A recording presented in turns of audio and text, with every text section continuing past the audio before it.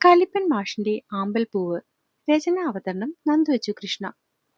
ഇത്തിരി നേരം കൂടി കഴിഞ്ഞിട്ട് ഇറങ്ങിയാൽ പോരെ ഇതു? കഴിച്ച ഉടനെ ഇറങ്ങാൻ തുടങ്ങിയവനെ അശോകൻ സ്നേഹത്തോടെയാണ് പിടിച്ചു നിർത്തിയത്. അത് പിന്നെ അശോകേട്ട, അത്രയ്ക്കും അത്യാവശ്യമായോണ്ടാ. എനിക്ക് ടൗണിൽ ഒന്ന് രണ്ടു പേരെ ഒന്ന് കാണാനുണ്ട്. പിന്നെ ചില സാധനങ്ങൾ വാങ്ങാനും. അപ്പോ ടീച്ചറോ? അമ്മ ഞാനിപ്പോ കൂടെ കൊണ്ടുപോകുന്നില്ല വേണുചേട്ടാ. അമ്മ കുറച്ചു നേരം കൂടി ഉണ്ടാവും. പിന്നെ വൈകുന്നേരം ഇവർക്കൊപ്പം വീട്ടിലേക്ക് പൊക്കോളും. ശരി എന്നാ. ജോലിയുള്ള ആളെ പിടിച്ചു നിർത്തുന്നത് തെറ്റല്ലേ? അശോകൻ തോളിലൊന്ന് തട്ടി പറഞ്ഞതും ഏതന്റെ കണ്ണുകൾ ടീച്ചറിനെ തേടിപ്പോയി. അവർ മകന്റെ നോട്ടം മനസ്സിലായ പോലെ ഒന്ന് തലയാട്ടി കണ്ണു ചിമ്മി. പുറത്തേക്ക് പോകാൻ വേണ്ടി ഏതൻ ഇറങ്ങിയതും ആസിയും നൗഫിയും അവന്റെ ഒപ്പം ചെന്നു. ഒന്ന് രണ്ട് മിനിറ്റിൽ അവരോടും എന്തോ സംസാരിച്ചിട്ട് അവൻ മറ്റാരെയും നോക്കാതെ കാറിനടുത്തേക്ക് നടന്നു. ഇതിനിടയിൽ അവൻ അറിയാതെ പോലും ഒന്ന് തിരിഞ്ഞു നോക്കിയില്ല, ആരെയും ശ്രദ്ധിച്ചുമില്ല. ആമ്പൽ അവന് തൊട്ടരികിൽ നിൽക്കുന്നത് മിന്നായം പോലെ കണ്ടെങ്കിലും അവൻ ആ ഭാഗത്തേക്ക് അപ്പോൾ നോക്കിയില്ല. അത് ഒപ്പം നിന്ന് ഒരുവനിൽ തീർത്ത മനസമാധാനം എത്രത്തോളം വലുതാണെന്ന് ആ നിമിഷം പറഞ്ഞറിയിക്കാൻ പറ്റില്ല. ഏതൻ കഴിച്ചതും ഇറങ്ങിപ്പോകുന്നത് കണ്ടും മറ്റെല്ലാവരോടും അവനോട് പലതും ചോദിച്ചെങ്കിലും അവൻ അവിടെ നിന്നും പോകുന്നതിൽ ഏറ്റവും സമാധാനം സിദ്ധുവിനായിരുന്നു. കാരണം അവനെ കണ്ട നിമിഷം മുതൽ ആവശ്യമില്ലാത്തൊരു ഭയം അവന്റെ ഉള്ളിൽ എവിടെ നിന്നോ വന്നു കയറിയിരുന്നു. അതിനെ ആക്കം കൂട്ടാൻ എന്ന പോലെയായിരുന്നു തൊടിയിൽ വെച്ച് നടന്ന സംസാരവും. കഴിക്കാനിരുന്നപ്പോൾ പോലും അവന്റെ മുഖം ദേഷ്യം കൊണ്ട് ചുവന്നു നിൽക്കുന്ന പോലെയൊക്കെ തനിക്ക് തോന്നിയത്. കാഴ്ചയിൽ തന്നെക്കാളും ഒരുപാട് മെച്ചമാണ് ഏതൻ എന്ന് ഒറ്റ നോട്ടത്തിൽ തന്നെ മനസ്സിലായതാണ്. ഒപ്പം തന്നേക്കാൾ കൂടുതൽ ആമ്പലിനോട് സംസാരിക്കാനും സഹകരിക്കാനും ഏറ്റവും കൂടുതൽ സമയം കിട്ടുന്നയാൾ എന്നൊരു അഡ്വാൻറ്റേജും ഏതൻ അവിടെ ഉണ്ടെന്നുള്ളത് സിദ്ധുവിന് ചെറുതല്ലാത്തൊരു അസൂയ ഏതനിൽ ഉണ്ടാക്കാൻ ആ സമയത്ത് കഴിഞ്ഞു എന്ന് പറയുന്നതാകും കൂടുതൽ സത്യം. ഒപ്പം ആമ്പലുവിന്റെ ഈ പ്രായത്തിൽ ഇത്രയും സുന്ദരനായി പഠിപ്പിക്കുന്ന ഒരു മാഷിനെ പ്രേമിക്കാനുള്ള ചാൻസും തള്ളിക്കളയാൻ അവന് പറ്റില്ലായിരുന്നു. അങ്ങനെ അവനോട് വിറഞ്ഞു കയറിയ ദേഷ്യമാണ് കുറച്ചു മുമ്പേ ആമ്പലിന്റെ പുറത്തവൻ തീർത്തത്. ആ പറഞ്ഞ വഴക്ക് ഒരുപക്ഷെ വീട്ടിലേക്ക് കയറി വരുമ്പോൾ പോലും താൻ തിരുത്തിയനെ. എന്നാൽ താൻ ഒന്ന് ദേഷ്യപ്പെട്ടപ്പോൾ അവൻ ആമ്പലുവിനു വേണ്ടി വാദിച്ചത് ഒട്ടും സഹിക്കാൻ പറ്റുന്ന കാര്യമായിരുന്നില്ല സിദ്ധുവിന്. അതുകൊണ്ടാണ് അമ്മായിയുടെ കൂടെ സപ്പോർട്ട് തേടി അവളെ കൊണ്ട് ആ ഡ്രസ്സ് മാറ്റിച്ചത്. ഒന്നുമല്ലെങ്കിലും അവന്റെ മുന്നിൽ താനാണ് ഈ വീട്ടിൽ ഇമ്പോർട്ടന്റ് എന്ന് അവനെ ഒന്ന് ബോധ്യപ്പെടുത്താൻ വേണ്ടിയെങ്കിലും ചെയ്യിച്ച പ്രവൃത്തി തന്നെയായിരുന്നു അത്. അതെല്ലാം താൻ ഉദ്ദേശിച്ച രീതിയിൽ നടന്നപ്പോൾ മനസ്സിന് വല്ലാത്തൊരു സന്തോഷവും അഹങ്കാരവും ഒക്കെ തോന്നിയെങ്കിലും എവിടെയോ അവന് അവളോടൊരു താല്പര്യം ഉണ്ടോ എന്നുള്ളൊരു ചിന്ത മനസ്സിൽ ബാക്കിയുണ്ടായിരുന്നു. പക്ഷെ കഴുത്തിന് ശേഷം അവളെ ഒന്ന് നോക്കുക പോലും ചെയ്യാതെ എന്തിന് അവൾ വാതിലിറങ്ങി നിന്നിട്ട് പോലും ഒന്ന് പിന്തിരിഞ്ഞു നോക്കാതെ പോകുന്നവനെ കണ്ടപ്പോൾ ഇതുവരെ അവന്റെ മനസ്സിൽ വെറും സംശയമാണെന്നുള്ള സന്തോഷം സിദ്ധുവിന്റെ മുഖത്ത് തെളിഞ്ഞു. ആ ഒരു സന്തോഷത്തോടെയാണ് അവൻ ആമ്പലിനെ നോക്കിയത്. ഇതുവരെ നീ ഈ കരച്ചിൽ നിർത്തിയില്ലേ ആമ്പൽ? കൂട്ടുകാർക്കൊപ്പം പോകാൻ തുടങ്ങിയവളെ സിദ്ധു പിടിച്ചു നിർത്തി ചോദിച്ചു. ഞാൻ കരഞ്ഞില്ല. അവനെ നോക്കാതെയാണ് അവൾ മറുപടി പറഞ്ഞത്. അത് പിന്നെ കാണുന്ന ആർക്കും മനസ്സിലാവും. അവളുടെ കണ്ണുനീരൊഴുകിയ കവളിൽ ഒന്ന് തൊടാൻ ശ്രമിച്ചുകൊണ്ട് സിദ്ധു പറഞ്ഞതും അവൾ പെട്ടെന്ന് പിന്നിലേക്ക് 2 ചുവട് വെച്ച് പരിഭ്രമത്തോടെ അവനെ നോക്കി. ഞാൻ നിന്നെ തല്ലാനൊന്നും വന്നതല്ല കൊച്ചേ, കവളിൽ എന്തോ ഇരിക്കുന്നു നോക്കി എന്ന് മാത്രം. അവനൊന്ന് തൊടാൻ ആഞ്ഞപ്പോൾ പോലും പിന്നിലേക്ക് പേടിച്ചുകൊണ്ട് പോവാൻ നിന്നവളാണ് കുറച്ചു മുന്നേ ഏതൻ തൊട്ടപ്പോൾ പതുങ്ങി നിന്നത്. അതെന്തുകൊണ്ടെന്ന് ആ നിമിഷം അവൾ ആലോചിച്ചതുപോലുമില്ല. ഞാൻ നിന്നെ വഴക്ക് പറഞ്ഞതുകൊണ്ടാണോ ഇപ്പോൾ മുഖത്ത് കാണുന്ന ഈ പേടി? വന്നു കയറിയപ്പോൾ തന്നോട് ഒരുപാട് സന്തോഷത്തോടെ കാര്യങ്ങൾ സംസാരിച്ചവളാണ് ഇപ്പോ ഇങ്ങനെ അപരിചിതയെ പോലെ പേടിച്ചു നിൽക്കുന്നത് എന്നുള്ളത് സിദ്ധുവിനെ വല്ലാതെ സങ്കടപ്പെടുത്തി. ആമ്പലു, ഇങ്ങനെ എന്നോട് പിണങ്ങി നിൽക്കല്ലേ മോളെ. ഞാൻ നിന്നെ മനഃപൂർവ്വം വഴക്ക് പറഞ്ഞതല്ല. ആ ഡ്രസ് ഇട്ട് നീ ആ ചെളിക്കുണ്ടിൽ വീണിരുന്നെങ്കിൽ എന്നുള്ള അവസ്ഥയൊന്ന് ആലോചിച്ചു നോക്കിയേ. ആ പേടിയിൽ എന്തൊക്കെയോ പറഞ്ഞു പോയതാ ഞാൻ. അല്ലാതെ നിന്നെ സങ്കടപ്പെടുത്താനോ വിഷമിപ്പിക്കാനോ വേണ്ടി മനഃപൂർവ്വം നിന്റെ സിദ്ധുവേട്ടൻ എന്തെങ്കിലും ചെയ്യുമോ? അപ്പോഴേക്കും അവന്റെ സ്വരവും ഇടറിയിരുന്നു. അത് കേട്ടതും ആമ്പലുവിന് അവനോടുണ്ടായ അനിഷ്ടം മുഴുവനും മനസ്സിൽ നിന്നങ്ങ് മാഞ്ഞു. ഏട്ടൻ വിഷമിക്കൊന്നും വേണ്ട. അപ്പോ ഇത്തിരി സങ്കടം വന്നു എന്നുള്ള സത്യമാണ്. പക്ഷെ ഇപ്പൊ അതൊക്കെ മാറി. താൻ കാരണം അവന് സങ്കടമായി എന്ന് തോന്നിയതും അവൾക്കത് ഭയങ്കര വിഷമമുണ്ടാക്കി. അപ്പോ ആമ്പലുവിനോട് പിണക്കമൊന്നുമില്ല. ഉംഹും, പിണക്കമില്ല. മനോഹരമായ പുഞ്ചിരിയോടെ കിട്ടിയ മറുപടി സിദ്ധുവിന്റെ ഉള്ളിലെ പ്രണയം പിന്നെയും ആളി കത്തിച്ചു.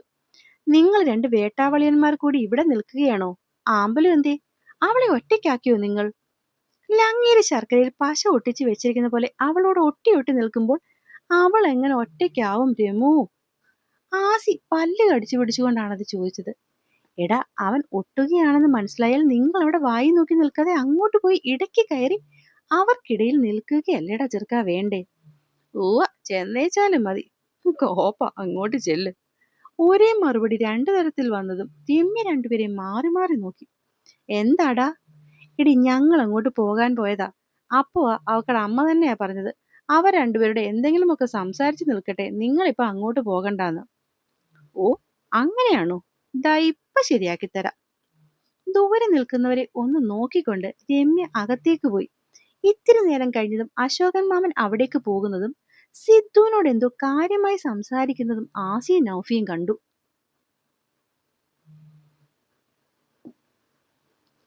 ആ ഗ്യാപ്പിൽ രമ്യ ആമ്പലുവിനെ അവിടെ നിന്നും ഇവിടേക്ക് കൊണ്ടുവന്നു. പിന്നെയുള്ള സമയങ്ങളിലൊന്നും സിദ്ധുവിന് ആമ്പലിനോടൊരു വാക്ക് പോലും സംസാരിക്കാൻ ഇടകൊടുക്കാതെ കൂട്ടുകാർ മൂന്നും ആമ്പലുവിനെ പൊതിഞ്ഞു പിടിച്ച് നടന്നു. ഈ സമയങ്ങളിലൊക്കെയും സിദ്ധുവിന് വീട്ടിൽ നിന്നും തുരുതുരാ ഫോൺ വന്നുകൊണ്ടിരിക്കുകയായിരുന്നു. അവസാനം ഒട്ടും അവിടെ നിൽക്കാൻ പറ്റില്ല എന്ന സാഹചര്യം വന്നതും സിദ്ധുവും എല്ലാവരോടും യാത്ര പറഞ്ഞിറങ്ങി.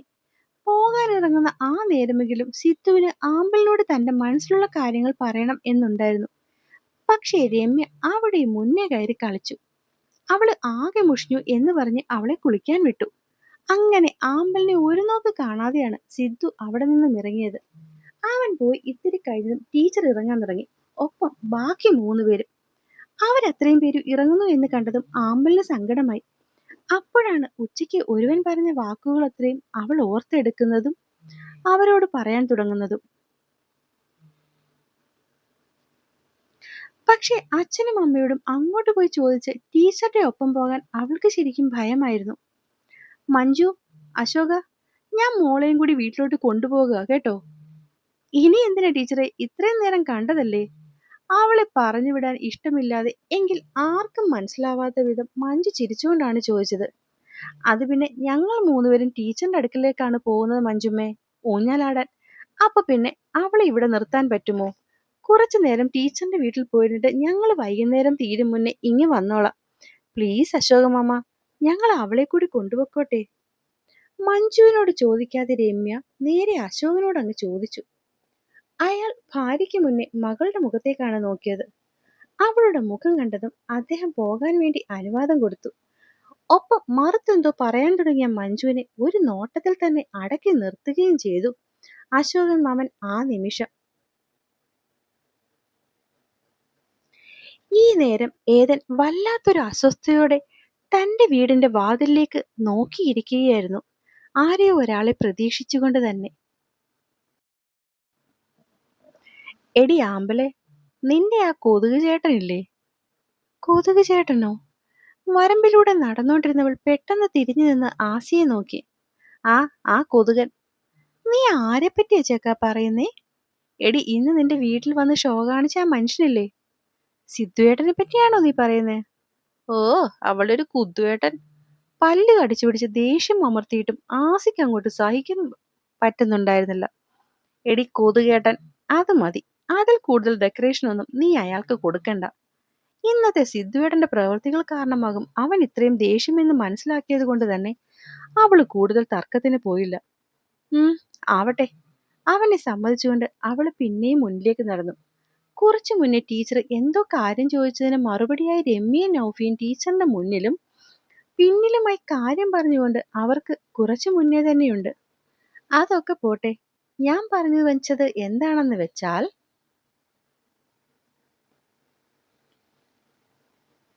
അയാളുണ്ടല്ലോ, അയാള് ആള് ശരിയല്ല കേട്ടോടി. അതുകൊണ്ട് നീ അയാളുമായി കൂടുതൽ കമ്പനിക്കൊന്നും പോകണ്ട കേട്ടോ. വരമ്പിൽ നിന്ന് കയറുന്നിടത്ത് അവളുടെ കയ്യും പിടിച്ച് മുകളിലേക്ക് വലിച്ചുകൊണ്ടാണ് അവൻ പറഞ്ഞത്. അത് നിനക്ക് ഏട്ടനെ അറിയാത്തത് കൊണ്ട് തോന്നുന്ന ആസി. ആളുണ്ടല്ലോ, ആള് ഭയങ്കര പാവാണ്. ഞാൻ അച്ഛന്റെ വീട്ടിൽ ചെല്ലുമ്പോഴൊക്കെ എന്നോട് എന്ത് കാര്യമാണെന്നോ. അവിടെ ചെന്ന് എന്ത് കാര്യമുണ്ടലും എന്റെ ഒപ്പം നിന്നാണ് സിദ്ധുവേട്ടനൊക്കെ ചെയ്യാറ്. അത്രയ്ക്ക് സ്നേഹം എല്ലാരോടും.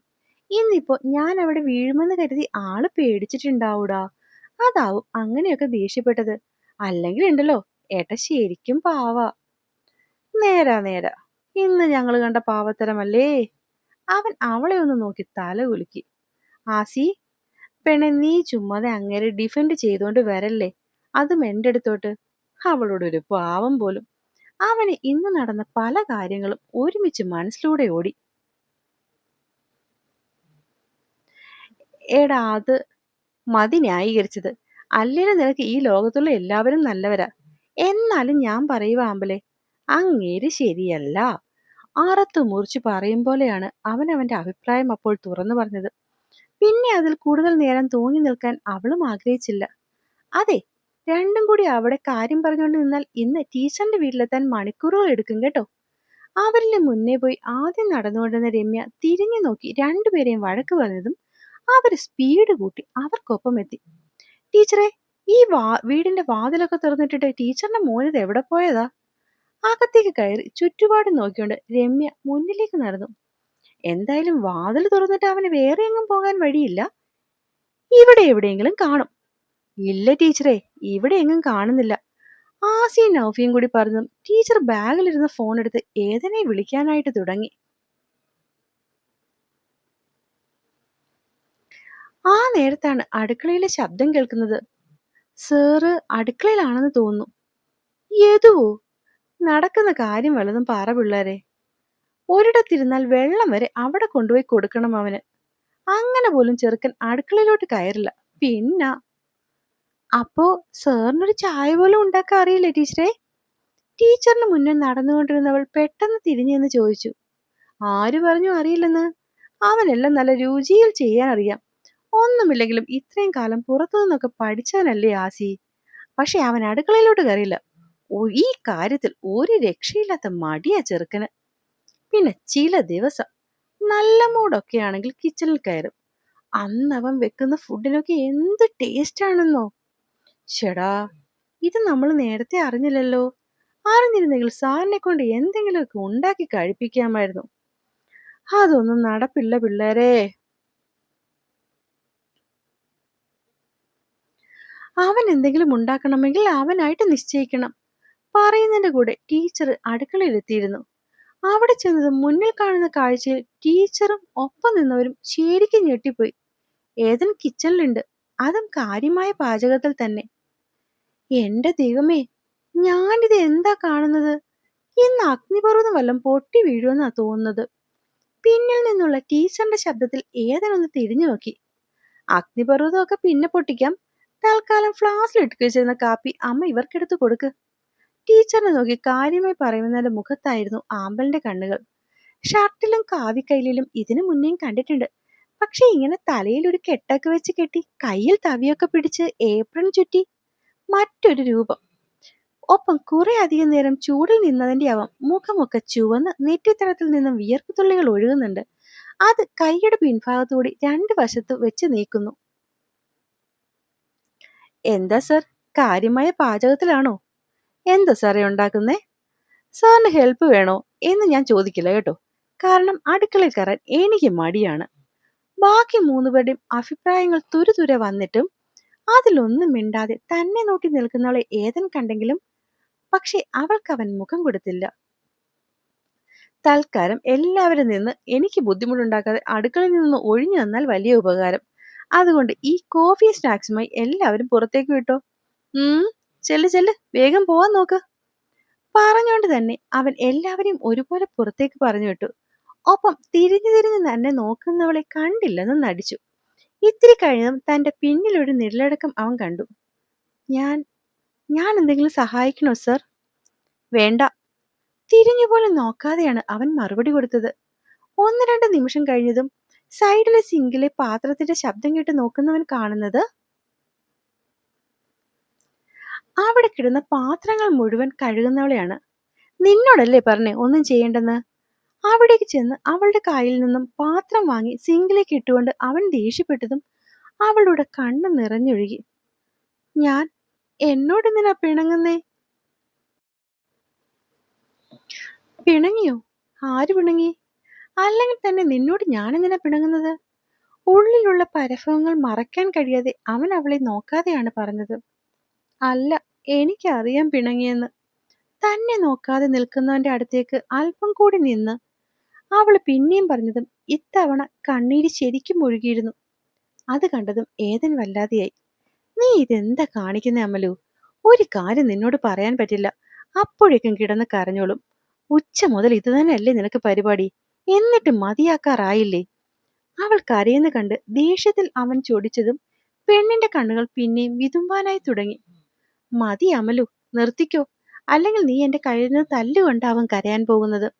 അവൾക്കടുത്തേക്ക് ചെന്ന് ആവർത്തിച്ച് പറഞ്ഞ് ചെക്കൻ ഒന്നുകൂടി അമിട്ടിയതും അവൾക്കത് പിന്നെയും സങ്കടമായി എന്ന് ആ മുഖം എടുത്തു പറഞ്ഞു. ഉഫ്! രണ്ട് കൈയും ഇടുപ്പിൽ കുത്തി അവനൊന്ന് നിശ്വസിച്ചു.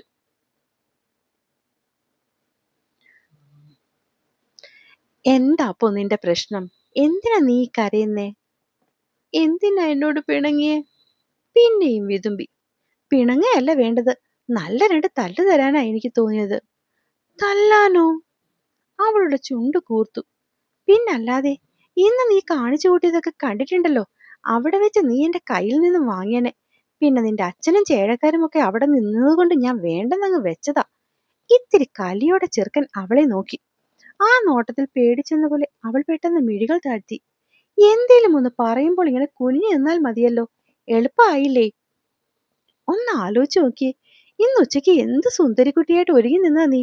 ഏതോ ഒരു വികടൻ എന്തോ പറഞ്ഞെന്ന് വെച്ച് അതൊക്കെ അഴിച്ചിട്ടിട്ട് അവള് വന്നിരിക്കുന്നു. അത് കണ്ടപ്പോൾ എനിക്കുണ്ടായ ദേഷ്യമുണ്ടല്ലോ അമലു. ഉള്ളിലുള്ളത് അതുപോലെ അവളോട് തുറന്നു പറയുമ്പോൾ ശരിക്കും അവന്റെ മനസ്സിൽ ഉണ്ടായി തുടങ്ങിയ മാറ്റം ഒരു പക്ഷേ അവൻ പോലും അറിയുന്നുണ്ടായിരുന്നില്ല. അത് പിന്നെ സിദ്ധേട്ടൻ മാത്രമല്ല, അമ്മയും പറഞ്ഞോണ്ടാ. മിണ്ടി പോകരുത് ആ വികടന്റെ പേര് എന്റെ മുന്നിൽ, അല്ലെങ്കിൽ ഉണ്ടല്ലോ ആ മാറ്റിവെച്ച തല്ല് നീ ഇപ്പൊ വാങ്ങിക്കും എന്റെ കയ്യിന്ന്. എന്നെ തല്ലി ഞാൻ അച്ചോട് പറഞ്ഞു കൊടുക്കുമല്ലോ. അത് കേട്ടതും ചുണ്ടൊക്കെ കൂർപ്പിച്ച് പിണങ്ങിക്കൊണ്ട് അവൾ ആ മുഖത്തേക്ക് നോക്കി പരിഭവിച്ചു. ആമ്പലുവിൽ ആദ്യമായി കാണുന്ന ഭാവം. ആഹാ, കൊള്ളാലോ. അപ്പൊ ഇന്ന് ഉച്ചയ്ക്ക് ആ വായി നോക്കി അത്രയൊക്കെ പറഞ്ഞപ്പോൾ ഈ പറഞ്ഞ നിന്റെ അച്ഛൻ അവിടെ ഉണ്ടായിരുന്നില്ലേ? ഏടി, എന്താ നീ പോയി പരാതി പറയാഞ്ഞേ? അവൾക്കടുത്തേക്ക് ചെന്ന് ആ കൈത്തണ്ടയിൽ പിടിമുറുക്കിയ അവൻ മുരണ്ടത്. അത് പിന്നെ ഞാൻ, സിദ്ധേട്ടന്റെ ഒപ്പം അമ്മയില്ലേ, അമ്മയ്ക്കേട്ടനെ നിറയെ ഇഷ്ടാ, അതാ ഞാൻ. പെണ്ണിന്റെ ശബ്ദം നല്ലോണം താന്നു. അത് ഒരു പരിധി വരെ ശരിയാണെന്ന് ഇന്നൊരു ദിവസം കൊണ്ട് തന്നെ ഏതിനും മനസ്സിലായ കാര്യം തന്നെയാണ്. നിന്റെ അമ്മയുടെ ഇഷ്ടവും ഇഷ്ടക്കേടും ഒക്കെ ശരി തന്നെ. പക്ഷെ ഇനി മുന്നോട്ട് അവൻ ഇതുപോലെന്തെങ്കിലും അഹങ്കാരം കാണിച്ചാൽ കരഞ്ഞുകൊണ്ട് അത് ചെയ്യാൻ നിൽക്കരുത്. ആരോട് പറഞ്ഞില്ലെങ്കിലും അച്ഛനോടെങ്കിലും പോയി പറയണേ. അല്ലാതെ ചുമ്മാ ഇങ്ങനെ ഒരു പേടിത്തൊണ്ടി. എനിക്ക് പേടിയൊന്നുമില്ല. അതുവരെ സങ്കടത്തിലിരുന്നവൾ നിമിഷം കൊണ്ട് ആണ് അവനോട് പിണങ്ങിയത്. ഹൂവ, എനിക്കറിയാത്തൊന്നുമല്ലല്ലോ നിന്നെ. ചീറിയൊന്ന് കോണിച്ച് അവളെ നല്ലോണം പുച്ഛിച്ചവൻ. അത് കണ്ടതും പെണ്ണിന്റെ മുഖം പിന്നെയും വീർത്തു. കൂടുതൽ വീർപ്പിക്കണ്ട, ഇപ്പൊ തന്നെ കുട്ടിക്കല ആയിട്ടുണ്ട്. തലയിലൂടെ ഏപ്രൺ ഊരിക്കൊണ്ടവൻ കളിയാക്കിയതും പെണ്ണ് പിണങ്ങിക്കൊണ്ട് അടുക്കളയിൽ നിന്നും പോകാൻ തുടങ്ങി. ആഹാ, അങ്ങനെ അങ്ങ് പോകാതെ നിൽക്ക് വച്ചേ. അവളുടെ ചുരിദാർ തുമ്പിൽ പിടിച്ചു വെച്ചവൻ നിർത്തി. വേണ്ട, ഞാൻ പോവാ. പോവണ്ട. അവളെ ഇത്തിരി കളിയാക്കിയതും പെണ്ണ് പിണങ്ങിക്കൊണ്ട് ചുരിദാർ തുമ്പ് പിടിച്ചു വലിച്ചു. അമലു, ഡി, വേണ്ട. എന്നെ കളിയാക്കാനല്ലേ, എന്നോട് പിണങ്ങാനല്ലേ. പരിഭവത്തിനുമപ്പുറം ആ വാക്കുകളിൽ സങ്കടമായിരുന്നു. അതാ നിമിഷം ഏതിനും മനസ്സിലായി. അവനൊരു നിശ്വാസത്തോടെ അവൾക്കടുത്തേക്ക് ചെന്ന് അവളെ തനിക്ക് നേരെ പിടിച്ചു നിർത്തി. നോക്കമലു, ഞാൻ നിന്നോട് പിണങ്ങിയെന്നുള്ളത് സത്യമാണ്. പക്ഷെ എന്താ പിണങ്ങിയെന്ന് നീ എന്താ ആലോചിച്ച് നോക്കാത്ത കൊച്ചേ? എന്തിനാ? അത് സിദ്ധേട്ടൻ പറഞ്ഞത് കേട്ടിട്ട്. ആവശ്യമില്ലാത്തൊരു കാര്യം ഒരാൾ പറഞ്ഞാലും അപ്പൊ കേൾക്കേണ്ട കാര്യമുണ്ടോ? നീ തന്നെ പറ. അമ്മയും പറഞ്ഞു. അവളുടെ ശബ്ദം പമ്മി. പോട്ടെ. പക്ഷെ ഇനി മുതലെങ്കിലും അമ്മയും തെറ്റായ കാര്യമാ പറയുന്നെങ്കിൽ നീ പോയി ഒരു വട്ടം നിന്റെ അച്ഛനോട് സംസാരിച്ചിട്ട് വേണം തീരുമാനമെടുക്കാൻ. അവൾ അതിന് മറുപടി കൊടുത്തില്ല. കേട്ടോന്ന് അവൾ എന്തോ ആലോചിക്കുന്ന പോലെ തോന്നിയതും അവൻ പിന്നെയും കയറി അവളോടായി അത് ചോദിച്ചു. കേട്ടു. പക്ഷെ അമ്മ ആവശ്യമില്ലാത്ത കാര്യമാണോ പറയുന്നതെന്ന് ഞാൻ എങ്ങനെ അറിയും? അത് കേട്ടതും അത്രയും നേരമുണ്ടായിരുന്ന ആകുലതകൾ മാറി ഏതൻ അറിയാതെ ചിരിച്ചുപോയി. എന്ത് പാവാ ഇവള്! So pure, so genuine, so Innocent. എന്നെ പിന്നെയും കളിയാക്കുക അല്ലേ? പെണ്ണിന്റെ മുഖം പിന്നെയും പിണക്കത്തിൽ വാടി. അല്ലടാ കുഞ്ഞെ, ഞാൻ നിന്നെ കളിയാക്കിയതല്ല. നുണ. അല്ലെന്നേ, സത്യം. പിന്നെന്തിനാപ്പോ ചിരിച്ചേ? അതോ, അതെന്റെ കുഞ്ഞ് എന്തോരം പാവാണെന്ന് ആലോചിച്ചങ്ങ് ചിരിച്ചു പോയതാ. അവളുടെ തലയിൽ പിടിച്ച് ഒന്ന് കുലുക്കി ഏതൻ പാദത്തിലോട്ട് ചാരി നിന്നു. അപ്പ പറഞ്ഞേ, അമ്മ പറയുന്നത് തെറ്റാണെന്ന് ഞാനെങ്ങനെ അറിയുമെന്ന്? അമ്മ മാത്രമല്ല അമലു, ആര് നിന്നോട് എന്തു പറഞ്ഞാലും അത് നിനക്ക് ഇഷ്ടപ്പെടുന്നില്ലെങ്കിൽ അതിലെന്തെങ്കിലും ഒരു തെറ്റുണ്ടാവും. ഒന്നെങ്കിൽ നിന്റെ ഭാഗത്ത്, അല്ലെങ്കിൽ അവരുടെ ഭാഗത്തു നിന്നും. അപ്പോ ഞാൻ ആരോടാ ചോദിക്കുക? അവളുടെ കണ്ണുകൾ പിന്നെയും അവനിലേക്ക് ചെന്നു. എന്നോട് ചോദിച്ചോ? ശരിക്കും? സ്വതവേ ഉണ്ടക്കണ്ണുള്ളവളുടെ കണ്ണുകൾ കുറച്ചുകൂടി അങ്ങ് വിടർന്നു. ശരിക്കും. ഇന്നു മുതൽ നിനക്കുണ്ടാവുന്ന ഏത് കാര്യവും എന്ത് തോന്നലും എന്നോട് ഷെയർ ചെയ്തോ. എന്റെ അറിവനുസരിച്ച് നിനക്കതിന്റെ ശരിയും തെറ്റുമൊക്കെ ഞാൻ പറഞ്ഞു തരാം. വാക്കാ? അവൾ അവന്റെ മുന്നിലേക്ക് വലതു കൈ നീട്ടി. വാക്കാടി കുഞ്ഞെ. അവൻ അവളുടെ കൈ തന്റെ രണ്ട് കൈയും ഉപയോഗിച്ച് പൊതിഞ്ഞു പിടിച്ചു. ഇപ്പൊ എന്നോടുള്ള പിണക്കം മാറിയോ? മാറി. എന്നാൽ ഇച്ചിരിയും കൂടി ബാക്കിയുണ്ട്. അത് കേട്ടതും ആ മുഖം മങ്ങി. അതിനി എങ്ങനെ മാറുക? അതൊക്കെ മാറും. എന്നെ തല്ലിയാ മാറുമോ? പെട്ടെന്നുള്ള അവളുടെ ചോദ്യത്തിൽ അവന്റെ കണ്ണുകൾ അങ്ങ് ചെറുതായി. കുറച്ച് പറഞ്ഞല്ലേ എനിക്ക് രണ്ട് തല്ല് തരണമെന്ന്. തല്ലിക്കോ ഇപ്പം. പറയുന്നതിനൊപ്പം തന്നെ അവൾ പിന്നെയും തന്റെ രണ്ട് കൈകളും അവന് മുന്നിലേക്ക് നീട്ടി. അവന്റെ സംശയം മാറ്റാനായി പറഞ്ഞതും അവനൊരു നിശ്വാസത്തോടെ അവളെ നോക്കി. എന്റെ പൂച്ചക്കുട്ടി, നിന്നെ എന്താടി ഞാൻ ചെയ്യുക? ഒരുപാട് സ്നേഹത്തോടെയും അതിലധികം വാത്സല്യത്തോടെയും അവൻ ആ രണ്ട് കൈകളും കൂട്ടിപ്പിടിച്ചു. നിന്നെ തല്ലിയും വഴക്കുപോലും തീർക്കാനുള്ള ഒരു പിണക്കവും എനിക്ക് ബാക്കിയില്ല കുഞ്ഞെ. പിന്നെ ഒരിത്തിരി ഉള്ളത് ഇപ്പൊ മാറുകയും ചെയ്തു. എങ്ങനെ? അതൊക്കെ എന്റെ പൂച്ചക്കുഞ്ഞിനെ ഇപ്പൊ മനസ്സിലാവൂട്ടോ. മനസ്സ് നിറഞ്ഞ ചിരിയോടെ അവൻ അവളുടെ മൂക്കിന്റെ തുമ്പൊന്ന് വലിച്ചു വിട്ടതും അവൾ അത്രയും മനോഹരമായി അവനെ നോക്കി പുഞ്ചിരിച്ചു. സത്യം പറഞ്ഞാൽ ഈ നേരങ്ങളിലൊന്നും ഇന്ന് വരെ അവരിൽ ഇല്ലാതിരുന്ന എന്തൊക്കെയോ മാറ്റങ്ങൾ തങ്ങളിൽ മാറി തുടങ്ങിയെന്നുള്ളത് രണ്ടുപേരും ഒരുപോലെ തിരിച്ചറിഞ്ഞില്ല എന്നുള്ളതായിരുന്നു വാസ്തവം.